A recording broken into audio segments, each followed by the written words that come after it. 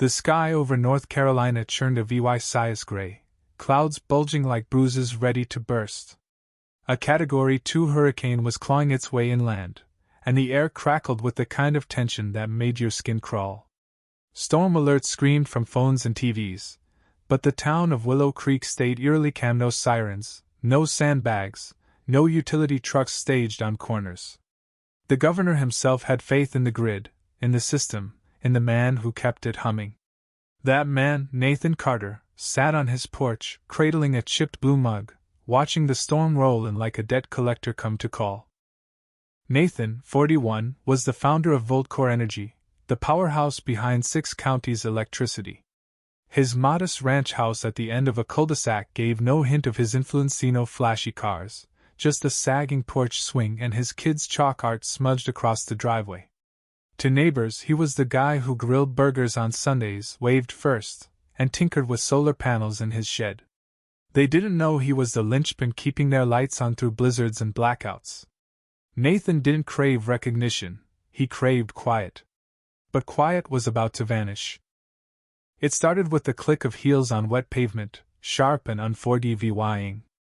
Margaret Hensley, the HOA president, stormed toward him, her face a mask of perpetual scorn. She clutched a clipboard like a guillotine and spoke without greeting. "Mr. Carter, your backyard generator VYOLATS Regulation 17, subsection B. Your power will be cut within the hour." Her voice was ice, slicing through the rising wind. Nathan blinked, stunned. There's a storm coming." But Margaret didn't budge. 2 HOA techs in reflective vests brushed past, smirks curling their lips, and flipped the switch on his utility box. The generator died. The house lights flickered, then went black. Rain tapped the windows like a warning, and lightning split the sky. Inside, Nathan's 3 kids clutched flashlights, their faces pale in the dark.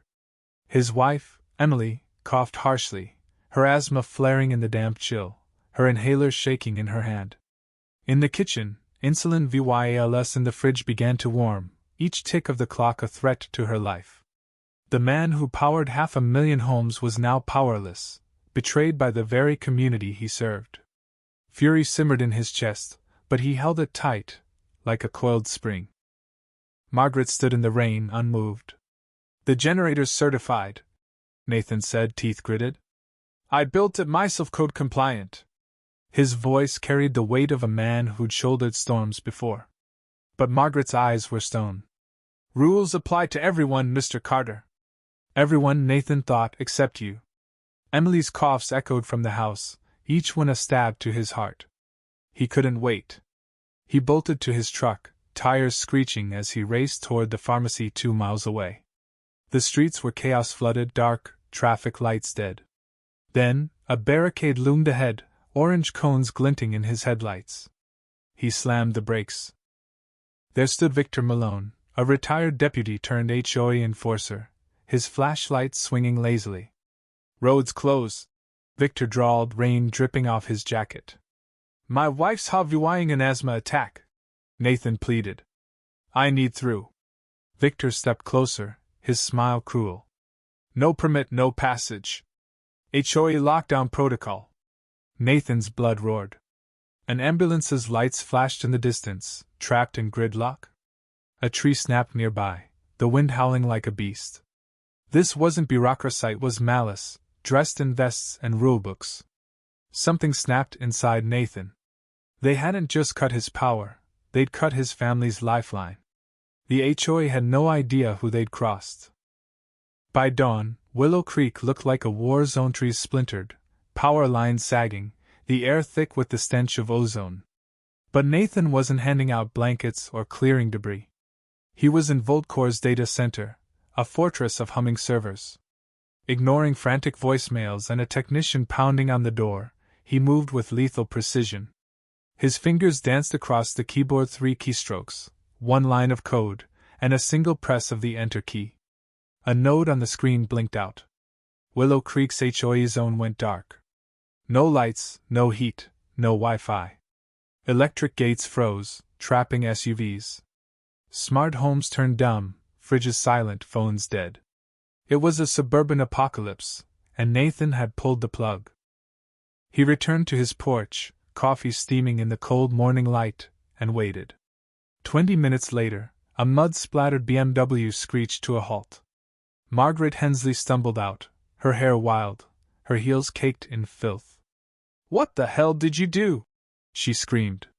"You've left families helpless children, elderly." Nathan sipped his coffee, his calm chilling. "Funny. That's how I felt last night," she sputtered. "This is sabotage. You're breaking federal law." He leaned back. "No, Margaret. I followed protocol. Your Zone VY OLAD compliance standards, so I isolated it to protect the grid. Basic safety. You know if you read anything beyond your own rules." Margaret froze, her authority crumbling. Around them, neighbors' lights flickered back one of everyone's but the HOA's elite. She realized the truth: Nathan held the power, and she taught him how to wield it. By noon, Willow Creek was unraveling. Residents pounded on dead phones, cursed at frozen garage doors, and swarmed the HOA office.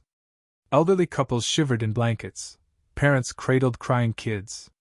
Margaret, still defiant, barked orders to call Voltcor, but the response was brutal. Willow Creek had opted out of Priority Ser VYC last year to cut costs. Their blackout was their own doing, and restoration would take days. Nathan, back at Voltcor, wasn't gloating. He was building a case.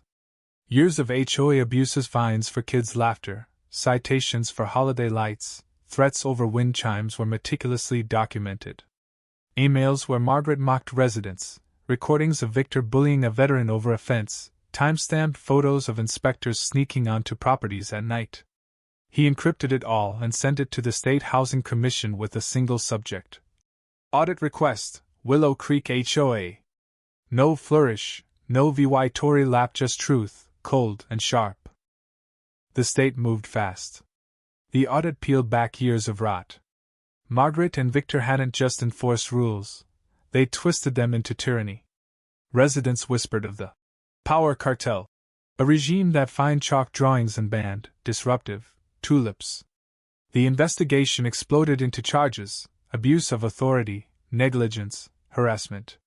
News vans circled, airing tearful interviews with residents. Social media erupted. The Willow blackout trended as a leaked video showed Margaret on Nathan's porch, smugly cutting his power. Public outrage was a tidal wave. Margaret's desperate TV interview, claiming sabotage, backfired when the video went viral. Former residents shared horror stories. A class action lawsuit brewed. The governor vowed to end HOA abuses. By week's end, Willow Creek's HOA was dissolved. Margaret and Victor were arrested, led away as neighbors watched in silence. Compensation came for some, apologies for others. A single mother tore down her porch tarp, free at last. Nathan proposed a new Voltcor program, Community Pulse, to train neighborhoods in ethical power management. No control, just Ser VYC. Nathan shunned the spotlight, declining interviews. He walked his street daily, nodding to neighbors, the air lighter now. One day, a crumpled note appeared in his mailbox, written in shaky blue marker. "Thank you, Mr. Carter. My dad doesn't hide from the mailbox anymore." He tucked it in his pocket, over his heart. Every morning, he sat on his porch, coffee in hand, watching kids bike freely, no clipboards in sight. He hadn't won for glory. He'd won because real power isn't control, it's choosing to protect when you could destroy. And in Willow Creek, that choice lit the way home.